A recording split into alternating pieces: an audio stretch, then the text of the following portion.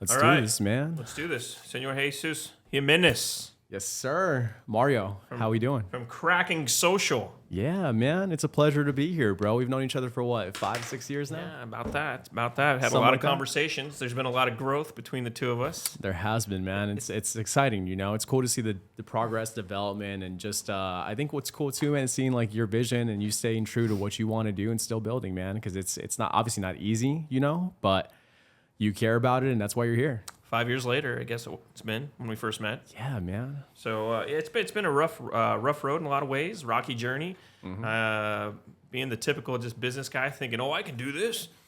I don't need to be a creative. Creatives are crazy." Man, did I underestimate what you creatives do? Man, I'm so glad that you came to that realization because I think both are important, right? You've got to understand the business side, but I think there is a certain flavor and art to what, you know, the creative aspect is of like branding, content, all that stuff. So it's interesting if you think back at how you and I originally met with Derek, right? So the whole logic of where Why Not Results began was the very thing that you just said.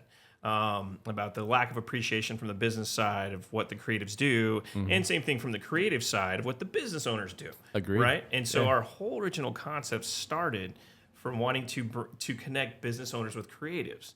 That's where it all began. With the brokerage concept is because we recognize there's a lot of really talented creatives out there, regardless of what they do, graphic designers, video, any of these things. And what they're not good at is finding clients. The business side, yeah, absolutely. And the business side, we really, I hate to say it like this, but struggle dealing with creatives. I think it's an interesting relationship. You guys can be 'cause challenging at sometimes times. I think creatives are a little bit, the ego part's definitely there. And I think sometimes, you know, things are taken in context that it shouldn't be taken in, right, from a creative side. And I think it makes that relationship interesting, to say the least. It's a different way of thinking. I am much more analytical, much more logical path. The feeling side, like just leave your feelings out of my life. Leave my feelings out of your life. If I come at you wrong or hard, I don't mean to. It's just me being direct and it can be fairly offensive to creatives.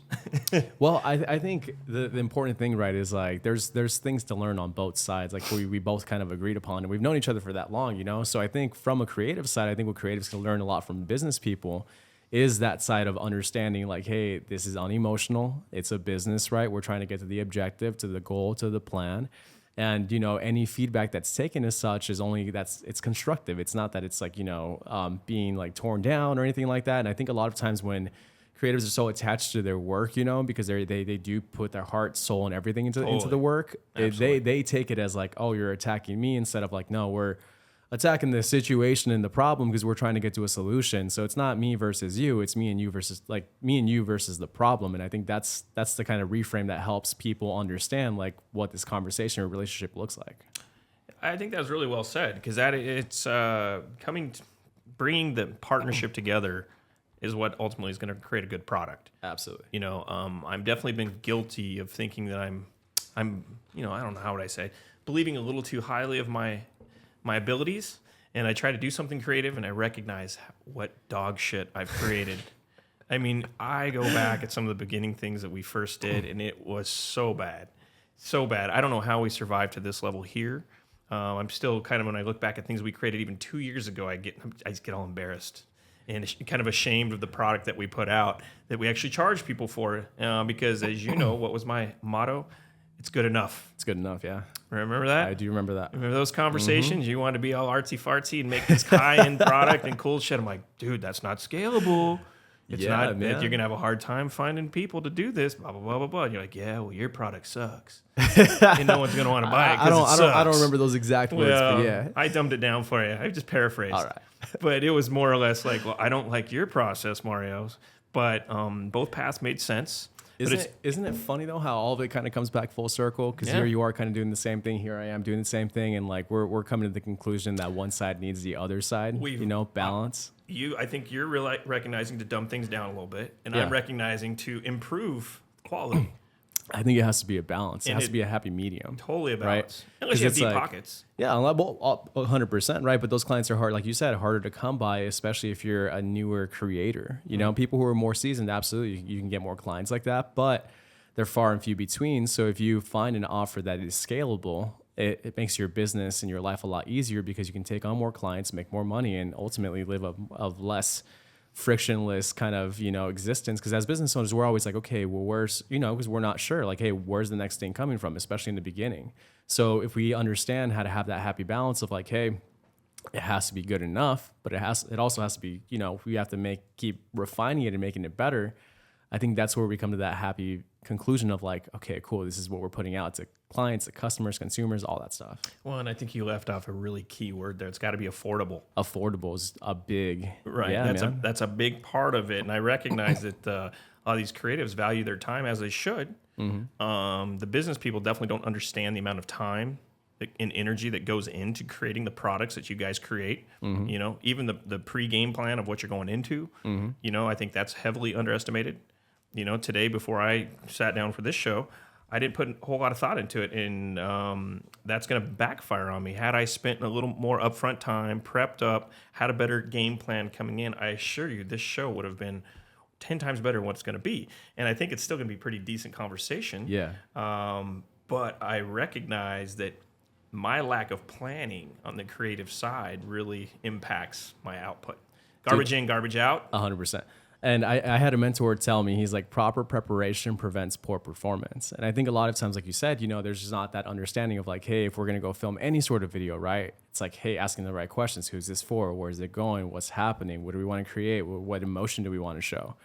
And I think a lot of times there's just that, like, it's the client on the business end isn't educated on that. They think it's like, hey, you show up, you press a button, and then that's it. But it's like, as you're starting to understand right through this creative process, you're like, oh shit, there's a ton of different variables that I didn't even consider or take into factor. And it helps, like I said, I think it just comes back to education. Like if we as creatives do a better job of educating the community of business owners, I think, there's that happy medium of like, hey, okay, you want to pay this much? Okay, cool. We want to charge this much. And we come to that conclusion of like, hey, this is what the market's paying for.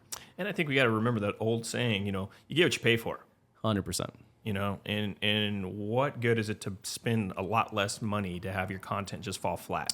Yeah, man. And I think you bring up a great point there because I think, it's like people think, oh, I'm just going to put stuff out, right? Which I think is good because in the beginning, you've got to flex that muscle, right? Flex that muscle of like, hey, I'm posting more, I'm getting stuff out there. But, I think that you get to a point also with that where you're like, okay, well, it's not really going anywhere. And I think that has to do with the messaging, right? The messaging of like, hey, who are we talking to? But like you said, the quality of the product, and a lot of times when you hire someone, you do get what you pay for, like there's a saying in Spanish, it's like lo barato sale caro. It's like, when you try to go the cheap end, sometimes it's a little bit more expensive. So I think it's understanding that when it comes to creation is like, hey, what you get what you pay for. And it's so, there's so many scammers out there that are just out to turn and burn. The business owners who deal with various marketing companies who recognize that, hey, I'm only going to bring this person on for 3-4 months and they're going. So their whole business model is churn and burn. And so a lot of business owners who are already naive to marketing and sales and all these things to begin with and advertising, everything that comes along with it, they first encounter somebody who's going to charge them $300 a month and they expect these grandiose results, not understanding what goes into it. And then ultimately they're unhappy because they didn't, nothing came of it.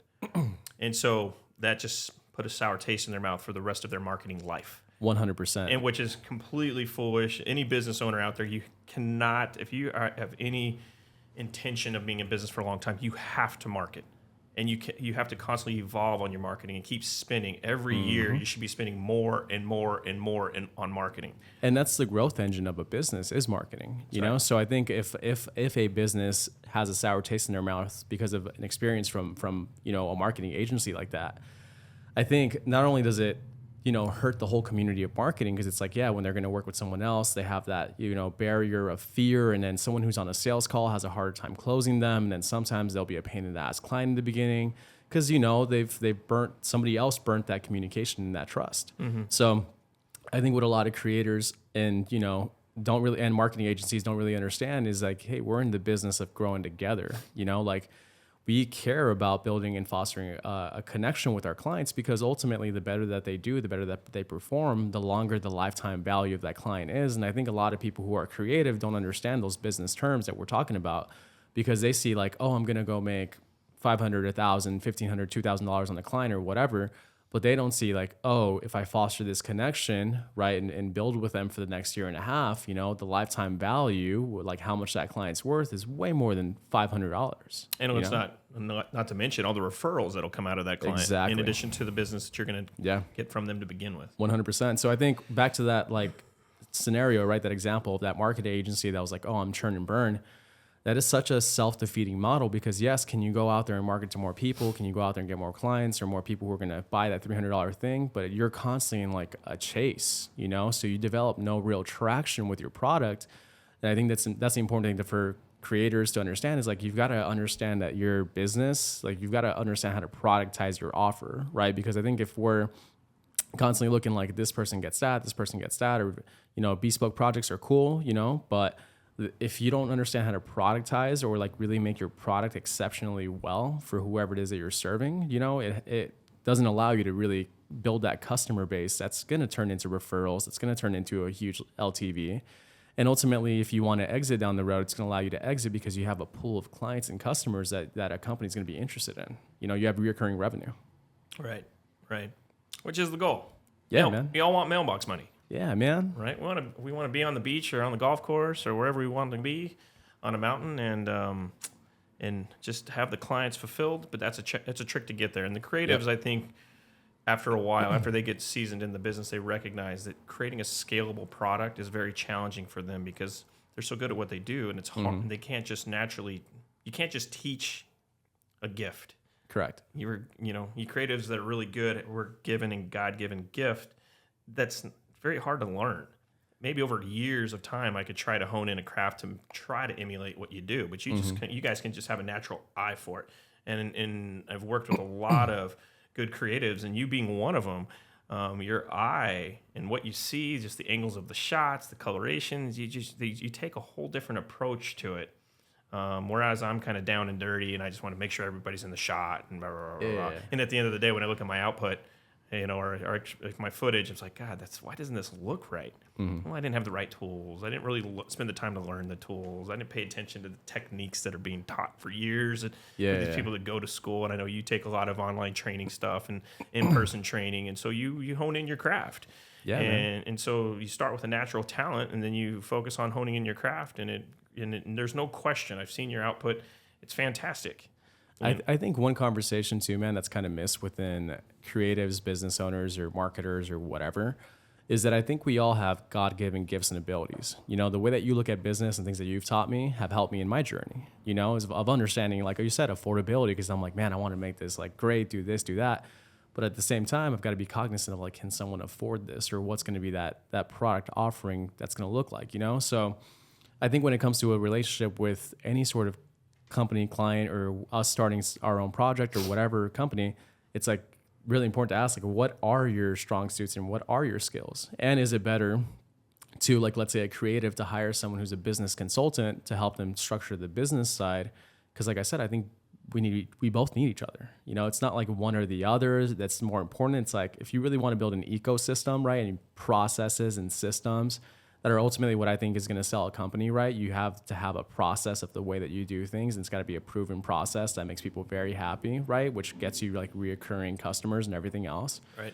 You've got to have both ends of the spectrum. And I think a lot of times, like I said, creatives, myself included, haven't really thought about all those pieces. They're just like, I'm looking at what's in front of me. I want to make it artistic. I want to make it look nice. What I learned in my journey is like, I can only do so much by myself. So that's why it's so important to have a team behind you, people that you can train, that are either going to be editors, creative directors, people like that, content creators, because there has to be like points in the system, right? Like if there's these 7 functions of how a video gets done, if we can have a few different people along the way, we can really build this out into a team and actually into an actual business. Because otherwise, what I ran into is I'm like taking in all this client work. And I got to the point where I didn't even want to fucking create videos anymore, because I'm like, I'm burnt out. This fucking sucks. Like, right. I was having fun with it in the beginning, and I don't like it anymore. But it's because I wasn't looking at it from, hey, yes, I'm good at this, but it doesn't mean that I have to be the one doing all the work that way. You know, I'd rather be, like you said, somewhere in Costa Rica on my laptop, overseeing the process, you know, making sure all the stuff's getting done, but making sure that the product, like you said, is a good quality product that's making people like very happy. See, and it's so funny to hear you say that, because I had the whole opposite scenario happen to me, whereas I focused on building the team and making sure the process was there. But at the end of the day, I'm looking at the end product, end result. I'm like, we need a creative involved. Yeah. We're bypassing the very thing, the artist who can help make this, to take this from a 6 to a 9, right? I mean, our product was good and it's been great. I'm proud of it, but it's not. I look at other product out there and I'm like, why doesn't our stuff look like that? Yeah, it could be a little better, like you're saying. It could be, and it's that artistic eye. You know, so you just you need both. At the end of the day, you need both. You got to have the creative and you got to have the process. And so in the two, if you can make the two come together, it's a good thing. So what I want to jump into here is another big missing component that I think most, especially small businesses, get really discouraged with marketing, right? I don't think they, out of the gates, they don't understand it. That's already established. They really don't understand. Nobody can really tell you the difference between marketing and sales, right? And even beyond that, I think everybody fundamentally misses the first step of this word called branding, right? Yeah. And I know it from firsthand experience. I've heard you say you used to drive me crazy. Still kind of drive me crazy with the word branding. I really don't like it. I think it's kind of, I think it's kind of a creative way of saying something that's not really saying anything at all. It's a loaded word. So I want to have that conversation with you right now to kind of understand again, let's just start from the beginning. All right. So let's just take a look and just explain to me in your mind, what do you feel branding is? So like you said, right, it could be a loaded word because there's so many elements of it. I think what the bare bones, idea of branding is your reputation, right? So your reputation can be a lot of things, right? It's how you show up in the marketplace, how your product looks, how your customer service is. But I think if there's one encompassing thing that it is that helps simplify the entire thing, is like, how is what you're doing, what you're saying, what your logo is, how is it speaking to your audience, right? Like, what is your reputation? And I think when you boil it down, it's like, okay, well, if our reputation is something we want to be proud of, right? Like, how is it that our logo is going to show up to our ideal client avatar, and who is it that we're talking to? So branding, like you said, it's a very loaded word that sometimes can mean a lot of different things or a lot of nothing. But at the bare bones, I think it's your reputation, So if you're a person of quality and caliber, right, and you're known for someone who keeps their word, it's kind of the same thing as a business, right? If no matter what your offer is, like let's say you're a mechanic shop, if you're known to be trustworthy, reliable, if your shop is super clean from how you do, because I believe how you do anything is how you do everything, right? So if excellence is kind of your... such a creative thing to say. I really do believe it, man. Yeah. It's how I live my life, it's when I hear those words, Jesus, where you just make me cringe. This is where the 48-year-olds and the 20... How old are you? I'm 27. And the 27-year-olds, where we're just on a line. Why do you say that, though? Why do you think that? Let's not get into it. It's just so emotional and feeling. It's just so cliche. But you know what's funny, though, man? I think it's because we talked about this because we're obviously working together right now to train a couple of different people. So I think it's funny because it's a very there's a little bit of both in there, right? It's like there's the emotional aspect, but there's also the very analytical aspect. And what I mean is like the training specific stuff that we're doing, right, is like training editors on how to do the process of like what it is that I do. And what I'm uncovering and understanding through our process is that, there is that artsy, like whatever, right? But I think like a lot of people have more of a creator inside them. It's just they haven't been educated on what that even means, right? So a business owner who's trying to figure out what does my brand even mean, they obviously need to talk to someone to help them and ask the right questions of like, who is it you're trying to talk to? What is it you're trying to do? But I think that a lot of business owners really do have a lot more of that inside of them. They just have to be educated on that, And I think when it comes down to what we've been noticing is that a lot of businesses, right, they hop on social media, but they don't have any idea. They're just kind of like shooting all over the place. And sometimes they're not really hitting the target on one thing, So The branding aspect of it is, okay, like how are you showing up in the marketplace? Who is it that you are? And that's, like that segments into like, what are your brand colors? Who are you talking to? What's your product offering? Stuff like that. But I think it obviously, like I answered your question kind of without answering the question, because it's your reputation, Okay. It's, all right. That's one part of it. I mean, it's, to me, it's, I think for most business owners, they kind of feel like they are the brand, right? And I think that's where a lot of them, get disconnected. Like Mario's video shop. Well, see, I think that's where I'm glad you brought that up, because I think the brand is a living entity in itself. It has a personality, it has a way of dressing itself, right? Like dressing itself, meaning like the offer and everything else, right? But I think a brand kind of is like a person, and I think a lot of times the reason from my understanding, right, of why companies can't exit is because they're so attached to the founder, right? So if it's like this 100%. person's, whatever tire shop, like it's like Ernesto's tire shop can only scale so much without Ernesto, right? Or whatever. So it's like, I'm glad you brought that up, because I think there does have to be that distinction between like, this is the business, as an entity, and this is the person who founded it. And there's no question, and that is a big challenge when you go to sell a business. And most business owners aren't thinking of that. They're just going to work their business, work their income. They're looking at it as a job, as a career, more than they're looking at it as an investment, as an asset that they're trying to build up with the sole intention of selling. 100%. Because at the end of the day, if you're in business to sell. Yep. And if you can sell your widgets along the way to make income, but then on the backside have something of value, but you have to create that core value. And I think that's what I've learned through this process is what branding is to me. Correct. I think you said it right. By getting that brand, that business entity known as a separate entity. So they're not buying Mario, they're buying what Why Not Results stands for, and all the resources it comes with, and the associations of all the good reputable people that are involved that that if you're working with Why Not Results, you must be a reputable human being. Yeah. And so for our brand, and it's kind of interesting because I've really struggled with like, because we're so versatile. We do a lot. So I think it's pretty easy for certain businesses to say, I sell cupcakes, and you go figure out, who buys cupcakes, and you find your client avatar. Well, who likes cupcakes? Well, in the case of this marketing business, marketing such a huge, massive spectrum of product offerings that all need to come together harmoniously to actually do the job together. For sure. Right? And that's what's really challenging about marketing and that's why you have a marketing agency out there, because the marketing agency does all the spokes. We've really fought being an agency. We don't want to become an agency, everything in-house. So we've really strongly tried to work in more of a brokerage capacity, recognizing that people that own their own businesses, typically they have a lot of pride.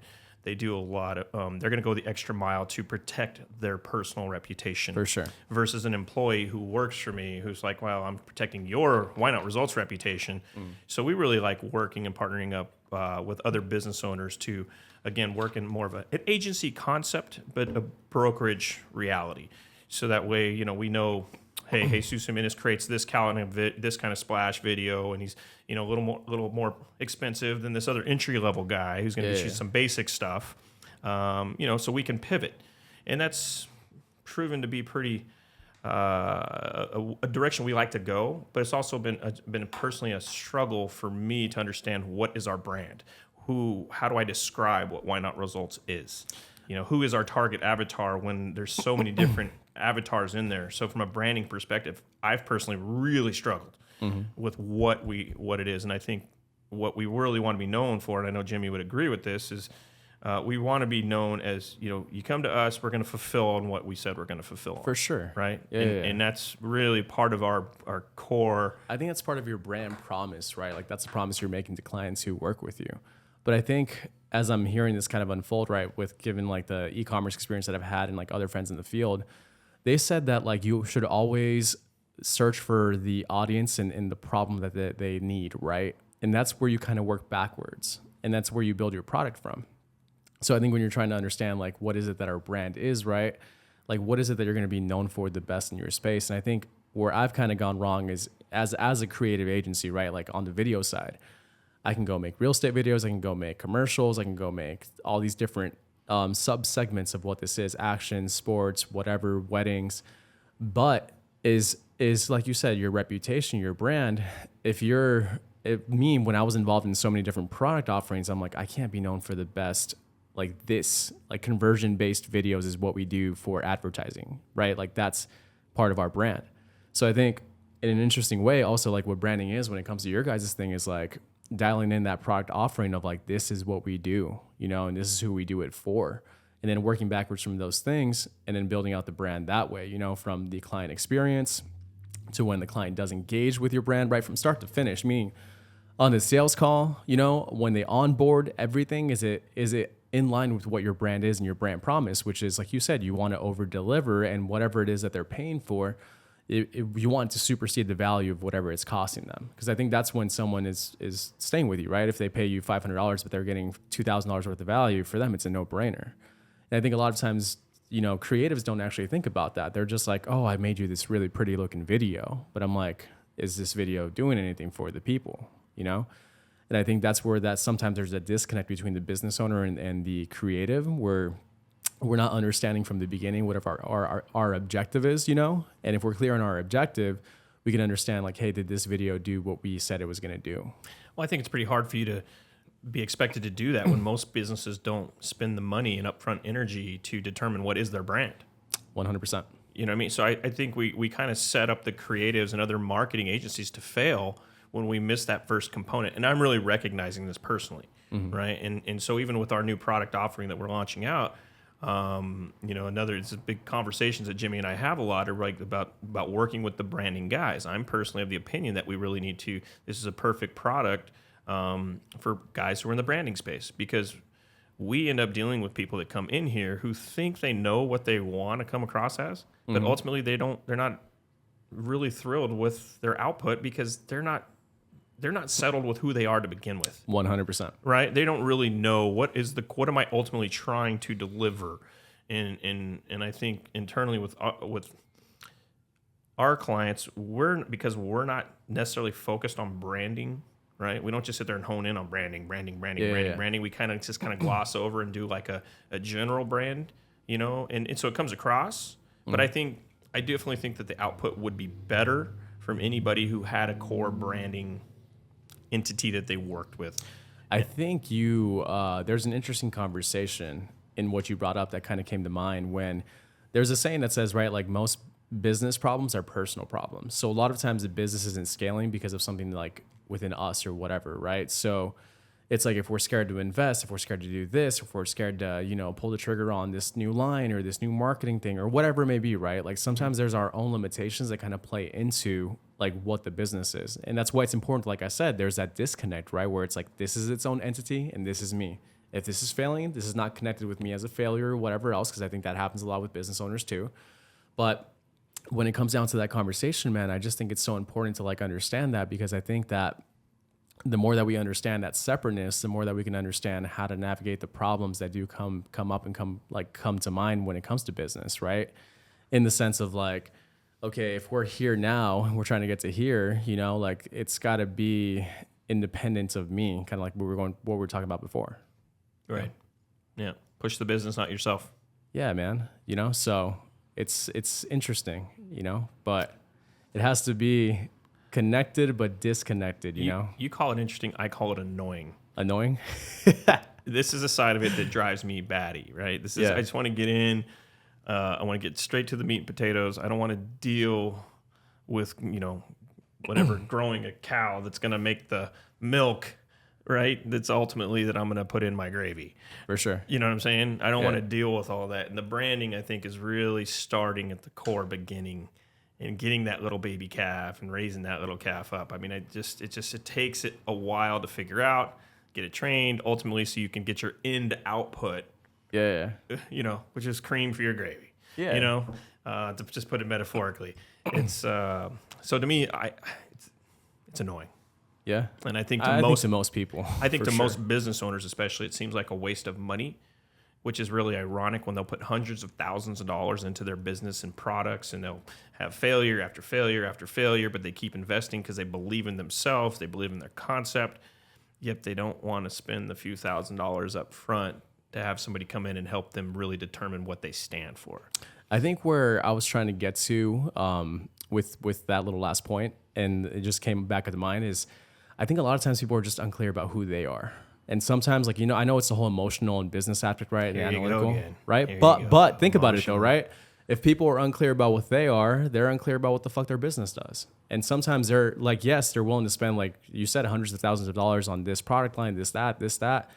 But I think it's funny, man. Like, I think when it comes down to like figuring out what the business is, right? We ask a lot of the right questions about, like, what is it that you're trying to do, right? The mission statement, all those different things. Why is it that you even got into business? That's a great question to understand, because like I said, it's a business in the beginning is an extension of yourself. So until we disconnect it from ourselves, that limiting belief that people have, right, or whatever, if they don't know themselves or they're not willing to invest in themselves, I think a lot of times when people aren't willing to invest in themselves, they're not willing to invest in their business, So that's kind of the difficult conversation to navigate with people, is like, you've got to figure out how to ask the right questions that are tough questions, that you want to have very clear answers on, but you also have to ask them in a tactful way where, you're not triggering something that's maybe within them of why they haven't grown in their business for the last 2-3 years or whatever it may be, for whatever, tire shop, whatever, and I think at the end of the day too, it's important for creatives and business owners, right, who are marketing like agencies or whatever, to understand that sometimes it's the wrong person that you're talking to, Yeah, and sometimes the business just doesn't need it. Yeah. They're at a content point. They're happy. Completely comfortable. They're completely happy. And if you're trying to sell someone on something that they don't want to be sold on, you're not going to make the sale. But there has to be some sort of pain in there. But if you are that business owner who is looking to grow a business and sell that business, I personally believe that you are very 100%. foolish if you've skipped the branding step, which I have. Time and Which time is again. funny that we're having this conversation and you're so adamant about this, because like I know your views were a lot different back then, like 5 years ago. And I'm definitely recognizing more and more how we're creating a lot of content, but because we really haven't determined what is the end goal and the message other than selling a product, right? I think we've missed that step. And I don't say completely we've missed it. I just don't think we've really spent a whole lot of time honing it in. For sure. Right. And so, and so I think that's most businesses, and other businesses naturally like we've gravitated to creating our brand, you could say, over the last 5 years. Yeah. But it's not like we set out. I should have out of the gates 5 years ago. What does this look like? Again, originally, when I think back to our original plan, going back to the beginning of the conversation, it was to bring businesses and creatives together. For sure. Right. And that was a slogan. That was a brand. Right. And we deviated from that. And just recognizing that was going to be a slow roll. Right. And that didn't really mean much to people. Yeah. Right. They couldn't really connect. How does that make sense for me? I think that's a great slogan, by the way, connecting businesses and creatives. I think it's just about fostering, because I think a lot of what business is community, right? When you build a brand, you build a community, and you've got to ask, like, who are these people and what the fuck do they care about? That's independent from my own thoughts and what I care about. Because if we're asking that question of like, we're connecting business owners and creatives, like, okay, how can we foster relationships with creatives based on what they care about? Should we be hosting monthly workshops? Should we be creating guides and resources? And in the same end, like for business owners, should we be somehow educating them somehow with this, and we're kind of the bridge for these two people, and our business is the bridge for these two people. Because like you said, at the end of the day, like it just makes sense. Like your product offering is something that business owners and creatives both need. Like someone who's a branding guy can easily go out and sell your service because it's what they don't want to do. Like myself, right? Like I like talking about the brand and what needs to happen when it comes down to the execution of the actual minute details. Like, because I don't have the team or care to build out the team for my own agency, would much rather hire someone who's like a referral partner who's going to help me build that side of the business because it just makes sense, But I just think it comes down to a lot of different things, man. And I think when you're building a brand, like you really are building a community. And I think a lot of business owners sometimes don't see it that way, which gets a little bit muddy because at the end of the day, we're in business to serve people, I think, right? Obviously, we need to make a profit, but I think a profit is made by providing value to people, because that's a value exchange, right? If it like I said before, if it supersedes the value that you're paying for, you're going to keep paying for it, right? But if it goes with your identity, right? If someone's like used to, for example, wearing a certain type of clothes or whatever, the reason why I think they wear that type of clothes is because it goes with their identity of who they are for the most part, right? For people who have a little bit more means to be able to afford that. So, people who are part of this group who are either dads, who are like fitness enthusiasts, who are car enthusiasts, whatever, everyone kind of wears something that signifies, hey, this is part of like my community. This is part of who I am, right? And I think a good brand does really well is it helps people kind of wear that as a badge, right? Like, oh, if they're doing business with Why Not Results, they're this kind of person, they're in this kind of community, this kind of hub, right? So I think it's obviously a deeper question to unfold than just like a smaller conversation, right? Like for a podcast, but it's very important to just even go into it with that understanding of like, okay, like what is the brand association that's happening with my brand? When someone buys from me, like, are they wanting to buy from me because of how they feel and like what it communicates to the world, you know? And I know some people, like, it sounds silly, but it's like some people won't wear Nikes, some people won't wear Jordans, some people won't wear like whatever thing because that it just doesn't go with their worldview. So it goes into a much deeper conversation, right? Of like people's, you know, client avatar profiles and all that stuff. But it's like, it's really understanding, man. Like, you know, well, like I'm gonna say, and everything. I'm going to say this right now. I'm going to regret saying this, and it's on camera. I agree with you, Jesus. And you guys have no idea how much I hate saying that to Jesus right now, but I agree with you. I remember having these fledgling conversations 45 years ago. I'm like, but listen, you're man, so full of shit. The thing is, and now here I am, like, recognizing, like, yeah, this is actually very important. But the thing is, though, I agree with you. You know, when it comes to all the different business sides and everything else that we've already had conversations on, it's so important to understand both sides of the spectrum, right? Because if you can't make something that's like scalable, right? You can make the best anything, right? Let's say you have the best brand or whatever. I've been waiting for this to happen someday just to hear how it come through and sound on the That's clips. a special moment, huh? So I'm kind of curious to see how strong that was. There you have it, folks. But yeah, man, like I was saying, you know, I think, like I said, it's both sides need each other, man. So as much as like I appreciate you saying that, it's like you're right. You're just as right as I am, you know? Well, this is I think this is the tip of the iceberg on these conversations. I think we both have different viewpoints that people can relate to, and there'll be those on my side of the fence who can't relate to you are going to be happy to kind of hear me call you out on some of your viewpoints, and vice versa. For sure. You know what I mean? To kind of get a better understanding of the value that we all bring to each other. So on that note, dude, I think this is a great start. I look forward to hearing more about the branding and all the other things that you can teach us that you've learned over these years that you've been working on your craft. So dude, I appreciate that, man. Thank you for having me on. You know, it's always a pleasure, always an honor. Yeah. Great conversations, man. And I'm excited for what you're about to build. Right on, brother. Let's get it. Thank you.